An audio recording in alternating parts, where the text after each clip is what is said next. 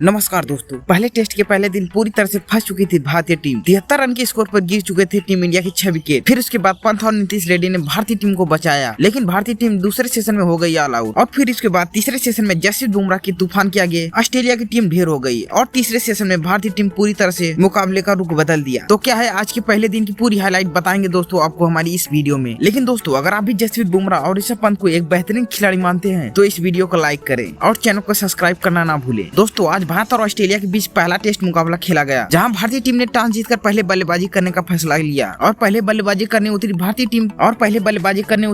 Team की तरफ से जायसवाल और के राहुल ने पारी की शुरुआत की, लेकिन भारतीय टीम की शुरुआत बेहद ही खराब रहती है क्योंकि जायसवाल मिचेल स्टार्क के दूसरे ओवर में 0 रन के स्कोर पर आउट हो जाते हैं और 5 रन के स्कोर पर भारतीय टीम को पहला बड़ा झटका लगता है। फिर उसके बाद के राहुल का साथ निभाने आते हैं देवदत्त पडिक्कल, लेकिन इन दोनों बल्लेबाजों के बीच भी ज्यादा लंबी पार्टनरशिप नहीं चल पाई क्योंकि देवदत्त पडिक्कल तेज गेंदों पर अपना खाता नहीं खोल पाए और हेजलवुड की गेंद पर आउट हो गए और भारतीय टीम को 14 रन के स्कोर पर देवदत्त पडिक्कल के रूप में दूसरा बड़ा झटका लगा। फिर उसके बाद के राहुल का साथ निभाने आते हैं विराट कोहली। के राहुल एक तरफ से काफी अच्छी बल्लेबाजी कर रहे हैं, लेकिन दूसरी तरफ से विराट कोहली ज्यादा देर तक क्रीज पर नहीं टिक पाए और 12 गेंदों पर 5 रन बनाकर हेजलवुड की गेंद पर वो भी आउट हो गए और भारतीय टीम को 32 रन के स्कोर पर कोहली के रूप में तीसरा बड़ा झटका लगा। फिर उसके बाद के राहुल का साथ निभाने आते हैं ऋषभ पंत और इन दोनों बल्लेबाजों के बीच अच्छी पार्टनरशिप चल रही थी, लेकिन तभी अंपायर के एक गलत फैसले की वजह से के राहुल को 26 रन के स्कोर पर पवेलियन लौटना पड़ता है और के राहुल के रूप में भारतीय टीम को 47 रन के स्कोर पर चौथा बड़ा झटका लगता है। फिर उसके बाद पंत का साथ निभाने आते हैं ध्रुव जुरेल और ये दोनों बल्लेबाज लंच तक अच्छी बल्लेबाजी करके भारतीय टीम को 50 रन के पार पहुंचाते हैं और लंच तक भारतीय टीम का स्कोर 51 रन के स्कोर पर 4 विकेट था। पंत तो एक छोर से अच्छी बल्लेबाजी कर रहे थे, लेकिन लंच से आने के बाद ध्रुव जुरेल आते ही 20 गेंदों पर 11 रन बनाकर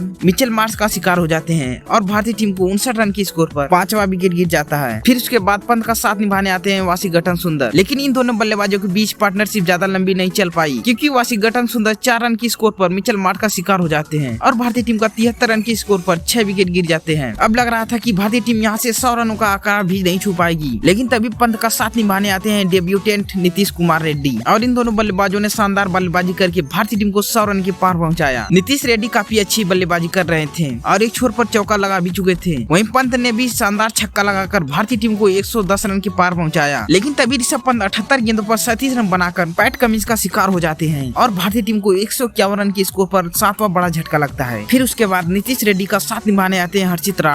राणा आते ही चौका लगाते हैं, लेकिन वो भी हेजलवुड की गेंद पर शिकार हो जाते हैं और 7 रन की स्कोर पर आउट हो जाते हैं और भारत के 128 रन पर 8 विकेट गिर चुके थे। फिर उसके बाद नीतीश रेड्डी का साथ निभाने आते हैं कप्तान जसप्रीत बुमराह और जसप्रीत बुमराह आते ही शानदार पीछे की तरफ चौका लगाते हैं, लेकिन उसके बाद हेजलवुड की गेंद पर वो भी 8 रन बनाकर आउट हो जाते हैं और 144 रन के स्कोर पर भारत के 9 विकेट गिर चुके थे। फिर उसके बाद नीतीश रेड्डी के पास बल्ला घुमाने के अलावा और कोई भी ऑप्शन नहीं बचता है, वो भी पैट कमिंस की गेंद पर 41 रन बनाकर कैच आउट हो जाते हैं और भारतीय टीम 150 रन की स्कोर पर ऑल आउट हो जाती है और ऑस्ट्रेलिया की टीम की तरफ से हेजलवुड सबसे ज्यादा 4 विकेट चटकाते हैं। उसके अलावा star PAT Cummins Mitchell Starc को 2-2 विकेट मिले और फिर उसके बाद तीसरे सेशन में ऑस्ट्रेलिया की टीम बल्लेबाजी के लिए आती है। ऑस्ट्रेलिया की टीम की तरफ से ख्वाजा और डेब्यूटेंट नेथन बल्लेबाजी के लिए आते हैं, लेकिन जसप्रीत बुमराह अपने दूसरे ही ओवर में डेब्यूटेंट को 10 रन की स्कोर पर आउट करके ऑस्ट्रेलिया को 14 रन की स्कोर पर पहला झटका दे देते हैं। फिर उसके बाद ख्वाजा का साथ निभाने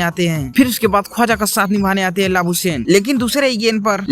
गेंद पर लाबुशेन का कैच विराट कोहली से छूट जाता है, लेकिन इन दोनों बल्लेबाजों के बीच पार्टनरशिप भी ज्यादा देर तक नहीं टिक पाई क्योंकि जसप्रीत बुमराह ने ख्वाजा को 8 रन की स्कोर पर आउट करके भारतीय टीम को 19 रन की स्कोर पर दूसरी सफलता दिलाई। फिर उसके बाद स्टीव स्मिथ आते हैं, लेकिन पहले ही गेंद पर जसप्रीत बुमराह स्टीव स्मिथ को LBW आउट करके ऑस्ट्रेलिया को 19 रन के स्कोर पर तीसरा बड़ा झटका दे देते हैं। फिर उसके बाद ट्रेविस हेड लाबुशेन के बीच अच्छी पार्टनरशिप चल रही थी। ट्रेविस हेड आते ही शानदार 2 चौके लगाते हैं, लेकिन फिर उसके बाद डेब्यूटेंट हर्षित राणा की गेंद पर वो भी 11 रन बनाकर बोल्ड हो जाते हैं और 31 रन की स्कोर पर ऑस्ट्रेलिया टीम के 4 विकेट गिर जाते हैं और फिर उसके बाद लाबुशेन का साथ निभाने आते हैं मिचेल मार्श, लेकिन इन दोनों बल्लेबाजों की जोड़ी ज्यादा देर तक क्रीज पर नहीं टिकती है क्योंकि मोहम्मद सिराज अपने दूसरे स्पेल में मिचेल मार्श को 6 रन की स्कोर पर आउट करके ऑस्ट्रेलिया को 38 रन की स्कोर पर 5वां बड़ा झटका दे देते हैं। फिर उसके बाद लाबुशेन का साथ निभाने आते हैं एलेक्स कैरी, लेकिन इन दोनों बल्लेबाजों की पार्टनरशिप भी ज्यादा देर तक क्रीज पर नहीं टिक पाती है क्योंकि मोहम्मद सिराज 52 गेंदों पर खेल रहे हैं। लाबुशेन को 2 रन की स्कोर पर आउट करके ऑस्ट्रेलिया की टीम को 47 रन की स्कोर पर 6ठा बड़ा झटका देते हैं। फिर उसके बाद कप्तान पैट कमिंस एलेक्स कैरी का साथ निभाने आते हैं। कैरी शानदार 2 चौके लगाते हैं, लेकिन दूसरे छोर पर जसप्रीत बुमराह पैट कमिंस को 3 रन की स्कोर पर आउट करके ऑस्ट्रेलिया टीम को 59 रन की स्कोर पर 7वां झटका देते हैं। अब भी ऑस्ट्रेलिया की टीम भारत से 90 रन पीछे है और ऑस्ट्रेलिया टीम के 60 रन की स्कोर पर 7 विकेट गिर चुके थे। दिन का खेल खत्म होने में महज कुछ ही ओवर का